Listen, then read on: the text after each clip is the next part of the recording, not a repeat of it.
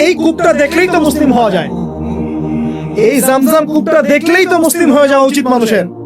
কোত্থেকে আসলো এই কূপ? এই পানির এত বৈশিষ্ট্য কেন? কখনো শেষ হচ্ছে না কেন? এটা নিয়ে ভাবলেই তো মুসলিম হওয়া যায়।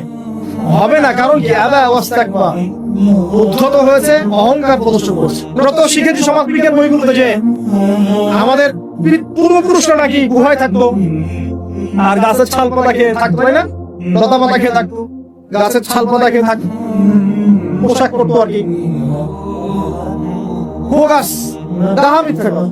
যারা জাহান্নামে যাবে মানুষ এবং জিনদের মধ্যে, নিঃসন্দেহে মহাবিশ্বে তারা ছাড়া জাহান্নামে যাওয়ার উপযুক্ত কেউ ছিল না। ও জাহান্নামে যাওয়ার উপযুক্ত ছিল বলেই আল্লাহ পাক তাকে জাহান্নামে পাঠাবেন। আর যারাই জান্নাতে যাবে প্রত্যেকেই শুধু আমলের বদৌলতে যাবে না, বরং আল্লাহ পাকের রহমত, কেউই তার আমল দিয়ে জান্নাতে যেতে পারবে না। নবী সাল্লাল্লাহু আলাইহি ওয়াসাল্লাম এমন ভাষ্য বলছেন, ইল্লা আনা, আমিও না, ইল্লা বিরহমাতিল্লাহ, আমিও নয়, তবে আল্লাহ পাকের দয়া আমাকে ঘিরে ধরবে। আল্লাহ পাকের রহমত যাদের উপরে বর্ষিত হবে তারাই জান্নাতে যাবে। এটা আমল দিয়ে যেতে পারে। যত আমলই করি বলা যাবে না আমলের বদৌলতে জান্নাতে যেতে পারে। আল্লাহ পাক দয়া না করলে হবে। আল্লাহ পাক চান যে আদম সন্তান যেন জান্নাতেই যায়। এই কারণেই সৃষ্টি করা, এই কারণেই আপনার ওহীভিত্তিক গ্রন্থগুলো পাঠানো, এই কারণে নবী রাসূল পাঠানো, আলেম ওলামা সৃষ্টি করা, মানুষকে সতর্ক করা, হায়াত দেয়া, বারংবার জীবনে চলতে ফিরতে আপনাকে অ্যালার্ম করা হয়। আপনাদের ফিরে আসেন, অ্যালার্ম করা হয় না? বিপদ দিয়ে আপনাকে অ্যালার্ম করা হয় আল্লাহর পক্ষ থেকে। আপনি চলতে পথে হোঁচট খান, আল্লাহ আপনাকে অ্যালার্ম দেন, ফিরে আসুন। চলছেন বিপথে, আল্লাহ পাক অ্যালার্ম দেন, ফিরে আসুন। আল্লাহ পাকের পক্ষ থেকে কিন্তু এগুলো আসে। অদ্ভুত একটা হাদিস বললাম, অদ্ভুত বলছি, অ্যামেজিং হাদিস।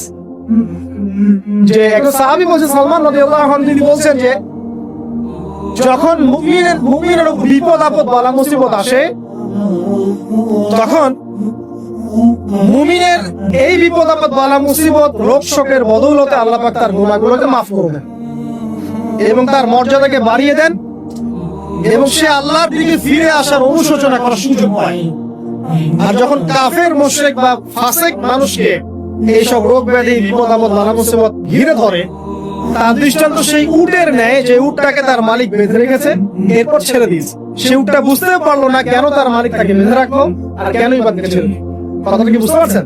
যারা আল্লাহ দ্রোহী, তাদের উপর যখন বিপদ আপদ বালা মুসিবত আসতে থাকে, তারা বুঝে না যে কি জন্য আসলো আর কেন চলে। কিন্তু মুমিন ব্যক্তি যারা মুসলিম, আল্লাহর অনুগত, তাদের বিষয়টা হচ্ছে এমন, বিপদ আপদ বালা মুসিবত রোগ ব্যাধি তাদেরকে আল্লাহর দিকে ফিরিয়ে নিয়ে আসে।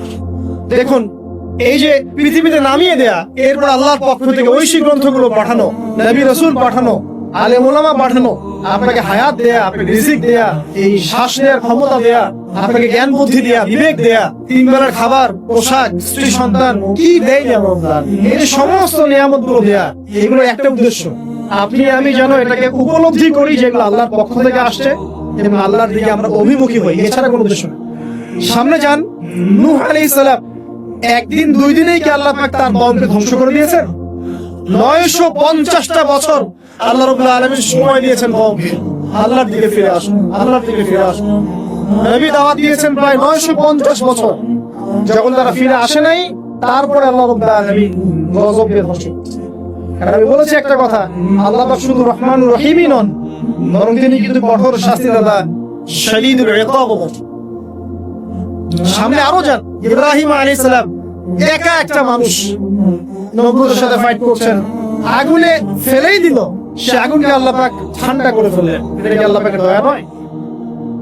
তার সন্তান ইসমাইলের কুরবানিটা দেখেন, আল্লাহ পাক বলেছেন কুরবানি করো, তিনি ডানে বামে প্রশ্ন করেন নাই। আমরা অনেক প্রশ্ন করতাম, কেন করব? শিশু সন্তান, নিষ্পাপ, এটা কোনো যুক্তি আছে কিনা, লজিক আছে কিনা? তিনি কোনো লজিক দেখতে যান, আল্লাহ পাক বলেছেন করেছে। আল্লাহ রাব্বুল আলামিন তার এই ঘটনাটাকে তো সম্মানিত করলেনই, কিয়ামত পর্যন্ত কিন্তু এই ঘটনা মানুষ স্মরণ করবে।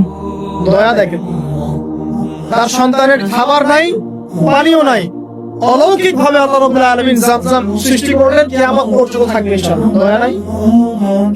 এই কূপটা দেখলেই তো মুসলিম হওয়া যায়, এই জামজাম কূপটা দেখলেই তো মুসলিম হয়ে যাওয়া উচিত মানুষের। কোত্থেকে আসলো এই কূপ? এই পানির এত বৈশিষ্ট্য কেন?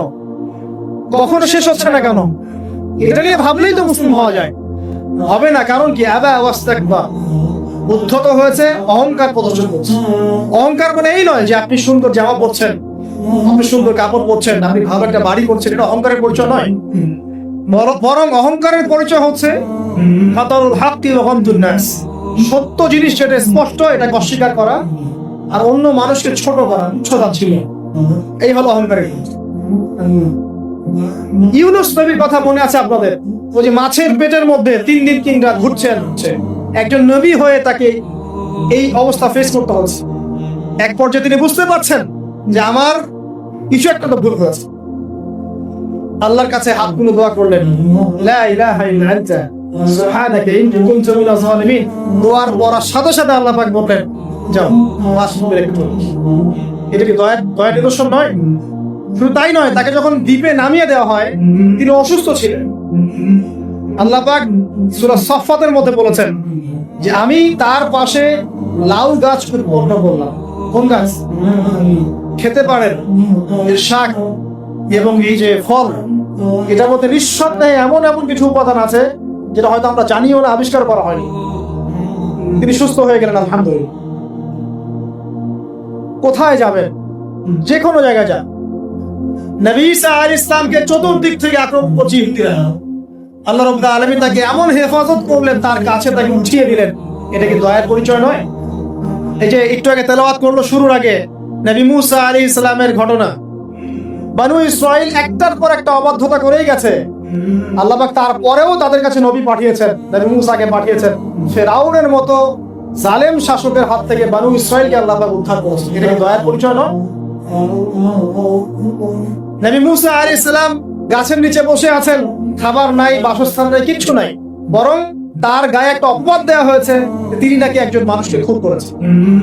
অথচ তার ইন্টেনশন সেটা ছিল না। তিনি একটা ঘুষি দিয়েছেন লড়াই থামানোর জন্য, ওই এক ঘুষিতেই সে ব্যক্তি। এবার তিনি গাছের নিচে বসে দোয়া করছেন, রব্বি ইন্নী লিমা আনজালতা ইলাইয়া মিন খায়রিন ফাকির।